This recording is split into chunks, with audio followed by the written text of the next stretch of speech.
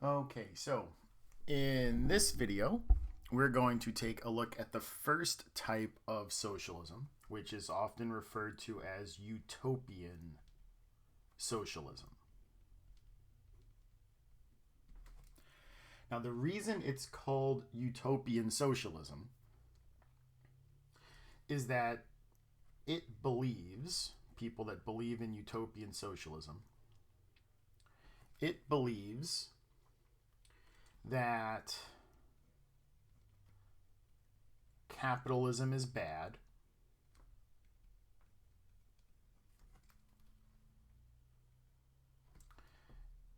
and workers do better work when they're treated better.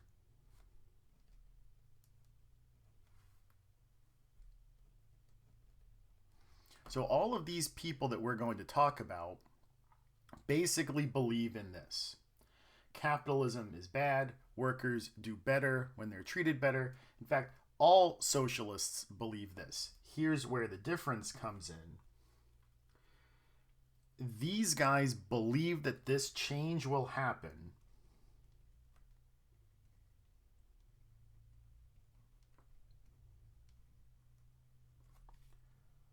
because it's the right thing to do.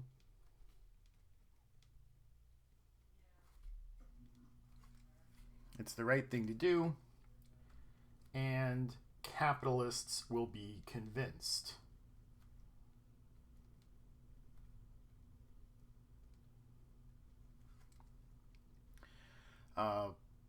This is the difference between utopian socialism and Marxist socialism. In fact, that's how utopian socialists got their name, because Marx disagreed and thought that the utopian socialists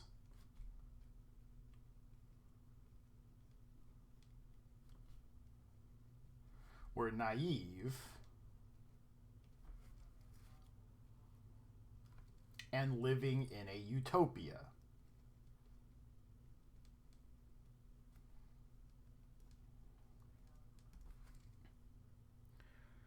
And if you didn't know, a utopia is a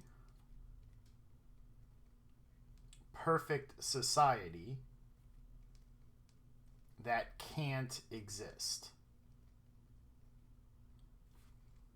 And so utopian socialists were called utopian because that's what Marx called them, and the name stuck. So here's what utopian socialists believe. A lot of these ideas of utopian socialism are going to get picked up by other political philosophers, and most of these ideas will eventually be enacted. But the idea is that for a utopian socialist, these things will happen simply because they're the right thing to do, and everyone will see that they're the right thing to do, and they'll just happen. All right, so if we go back to the beginning, we're going to talk about three utopian socialists. The first guy that might be considered a utopian socialist is a French philosopher named Henri de Saint-Simon.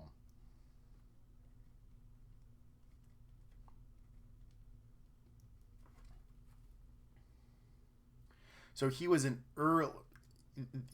kind of starting this discussion at the beginning of industrialization. He's really only thinking about this stuff theoretically. So he is kind of a mid 18th century political or economic philosopher.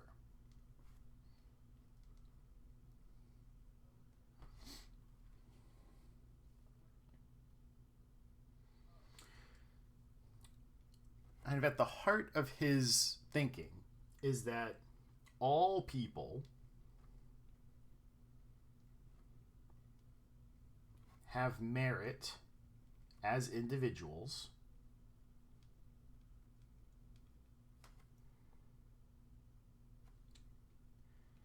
and able-bodied people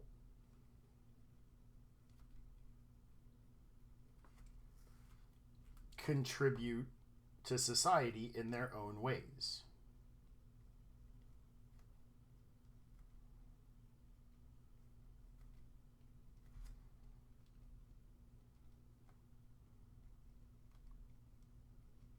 So everyone is unique and everyone is special, and regardless of your situation, you have something to contribute, which critiques the dehumanizing nature of capitalism.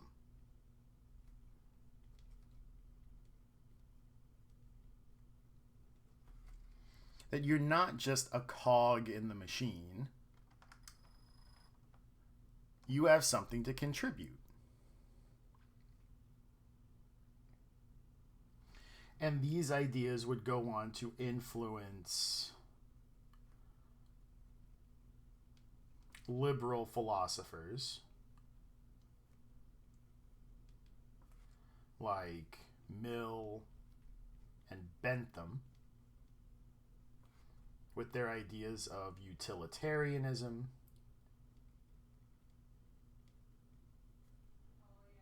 and political expansion.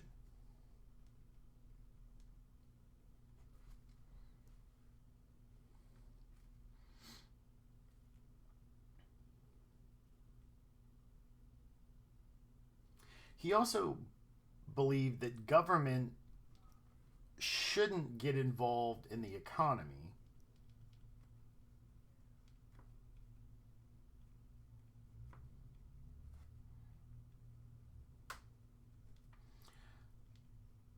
other than to prod people to work.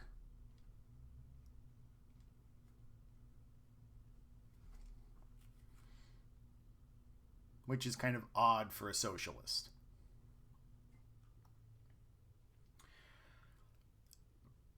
But remember, Saint-Simon is really only doing this as a theoretical exercise. The first real practical guy to do this, the first real practical utopian socialist, was Robert Owen.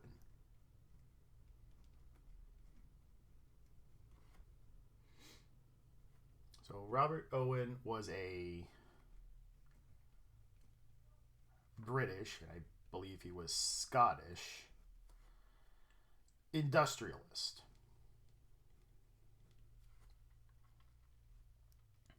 So he and his partners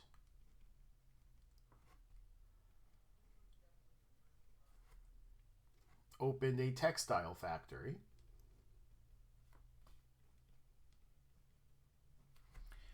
And this place is kind of famous, so it's might be a place that you need to pay special attention to. In New Lanark, Scotland, in 1799. Now, they were capitalists and they were industrialists, but Owen, unlike his partners,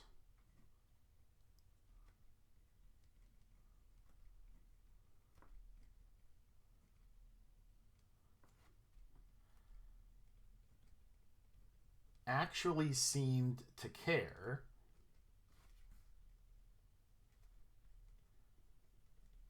about his workers' welfare.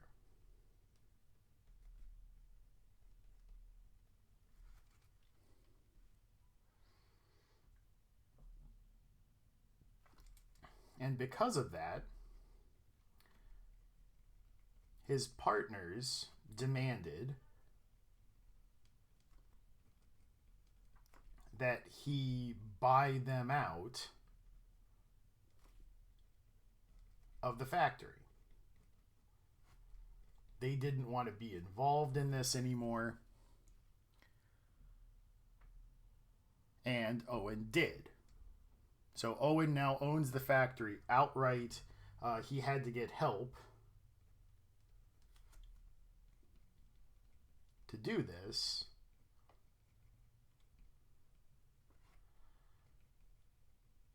From liberal benefactors like Jeremy Bentham.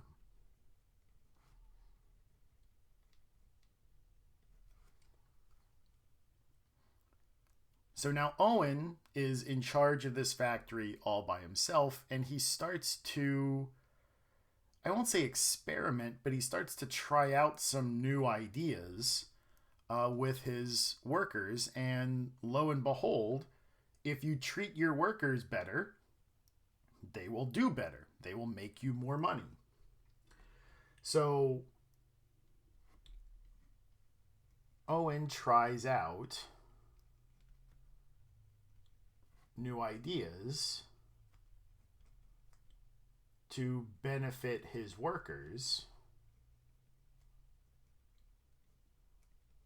with the idea being that that will make them more productive. And if they're more productive, then Owen will make more money.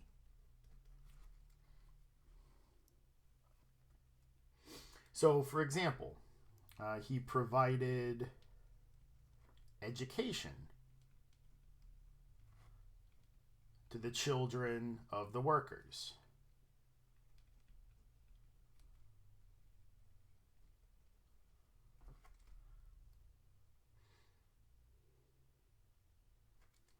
He offered lower prices at the factory stores.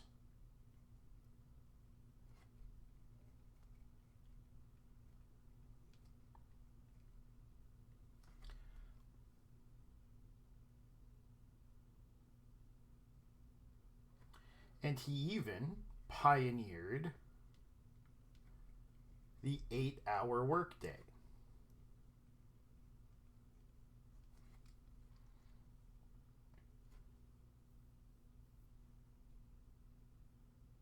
And crazily enough, all of these things worked. And the factory was a success.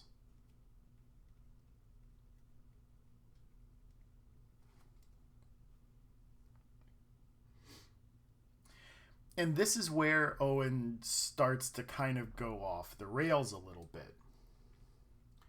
He tried to create whole communities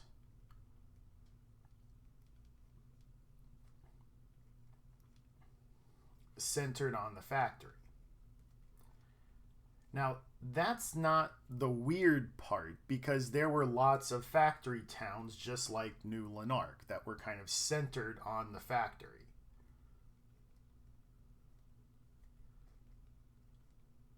And we would call them factory towns.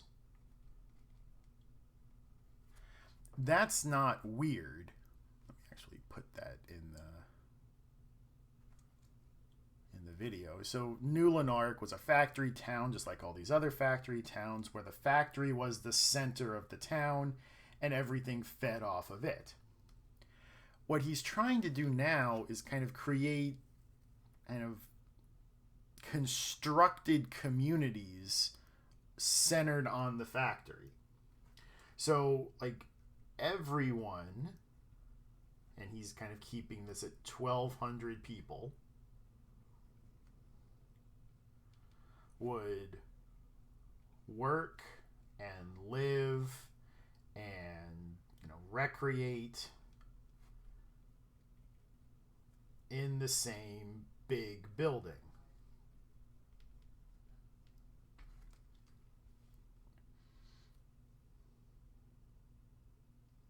So, everyone would eat together.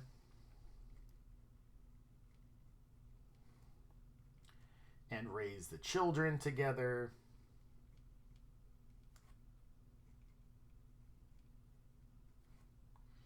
And now we're kind of going away from creating better working conditions for your workers to kind of like something different. He actually tried to do this. He attempted this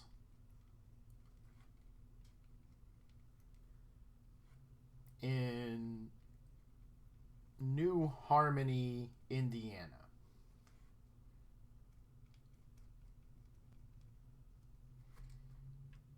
In 1817.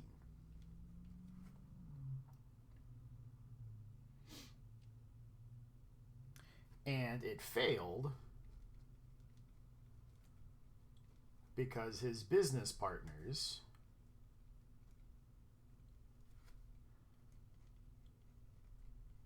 stole all the money, which forced the factory to shut down.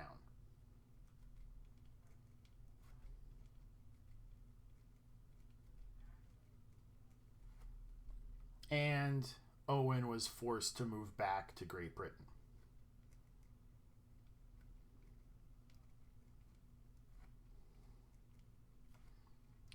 But his factories there were still a success.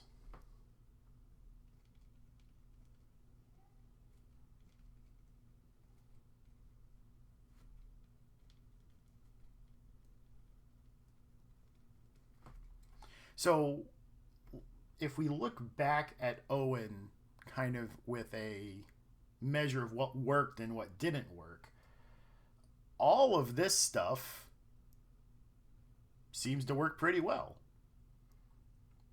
If you provide education to your employees, large scale or small scale, that's good. That's one less thing that the parents have to worry about.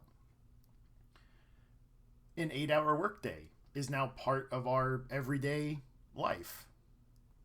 So let's focus on the stuff that Owen did right rather than the weird stuff that Owen did wrong. Usually, though, this is the stuff that gets remembered. But if you work an 8-hour workday, you can thank Robert Owen for having put that into practice. Okay, the third guy that we're going to look at is another French guy. His name is Charles Fourier, or Fourier, I think is how it's pronounced here. So I believe he was French. He might have been Belgian, but he's European. And basically what Fourier, I'll call him Fourier, argues was that poverty is what kept business from succeeding.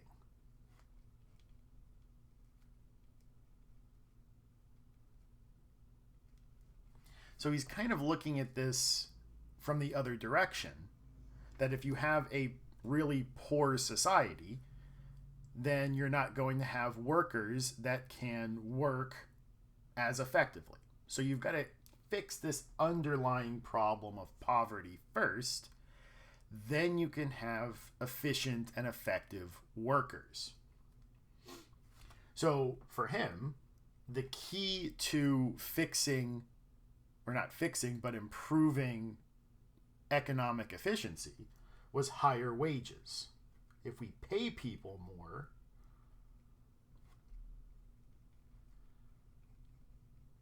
that will allow for more efficient and effective workers.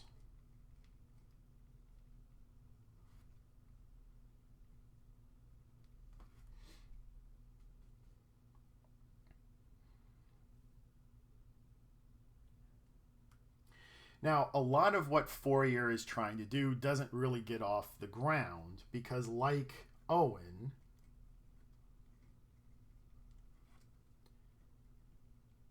he was really into planned communities. Now, he never actually did these like Owen tried to do in New Harmony, but Fourier tries to do these planned communities, and he was a micromanager at planning these communities. So he had all of these very detailed notes about what it took to run a community. So just to kind of give you an idea of what Fourier is up to here, he argued that there were 12 common passions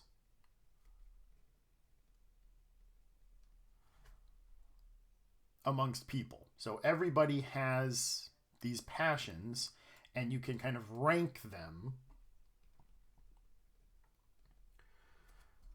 Ranking them leads to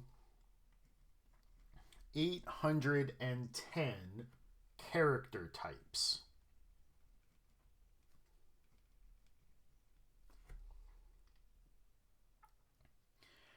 So each one of his communities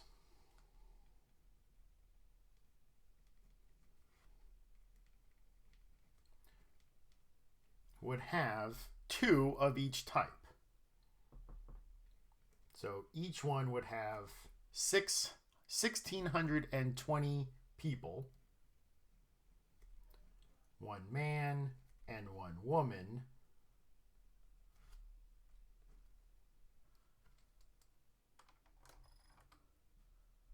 of each type.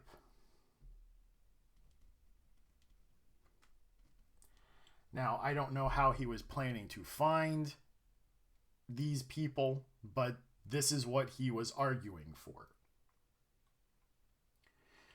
Now, once we get aside from all of the weird community building stuff that Fourier was arguing for, he actually had a lot of really progressive ideas. He was okay with homosexuality. Like to Fourier, it didn't really matter. He believed it was a choice,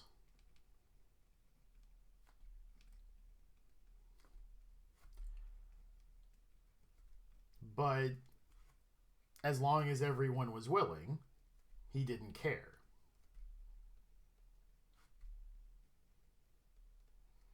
As long as no one was abused, it was fine. Whatever happens in your bedroom, Fourier doesn't really care about. He was also maybe the very first feminist. He's usually credited with coining the term.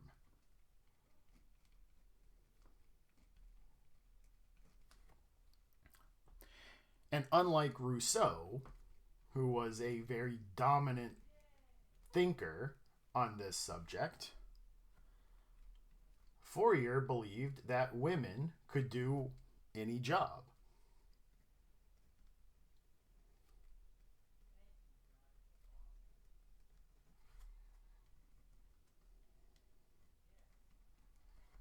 As long as they were interested in it. Like, passion mattered. If you were interested in the job, it didn't matter if you were a man or a woman. Anybody could do any job. Jobs were based on skill and aptitude, not gender.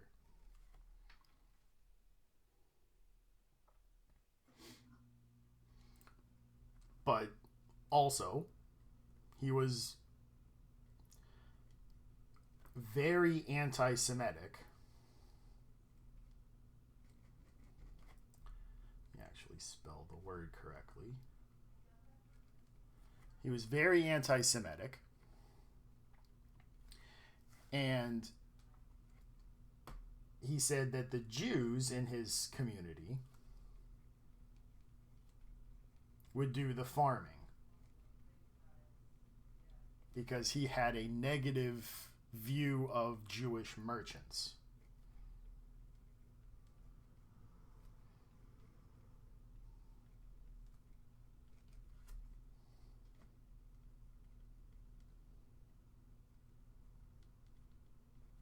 And if we're saying somebody is anti-Semitic in the 19th century, that means that he was actually really anti-Semitic. Like, he was above average when it came to anti-Semitism. Now, here's the thing that people remember about Fourier.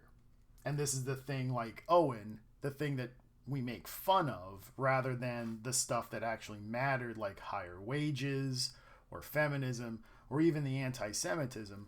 This is the thing that we remember about Fourier because it's funny and people use it to make fun of him instead of actually looking at his ideas. He argued that once we reached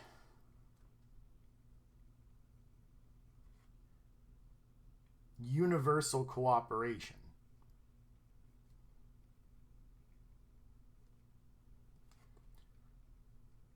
the seas would turn to lemonade, and the North Pole would become temperate.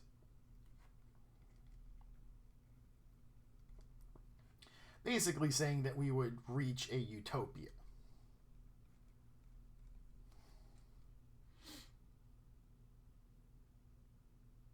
Now, I don't think he's being literal about this. I think he's being metaphorical. But he's saying that we would just reach this on our own because it's a good idea. Now, this is why Marx called these guys utopian, because he's kind of saying that no one is going to do this on their own. We're going to have to try to push people into making these kinds of changes, which is what Marx will argue and we'll talk about in our next video. But what I want you to take away from this is that guys like Fourier and Owen and Saint-Simon are making points that are going to be brought up later on. These guys were just way ahead of their times. So feminism is going to be something that we talk about in the 20th century. He was talking about it in the middle of the 19th century. The 8-hour workday is not going to be something that we get until in the 20th century. Owen is going to be doing it at the beginning of the 19th century. Talking about how capitalism is dehumanizing is something that we're going to be talking about in the 20th century.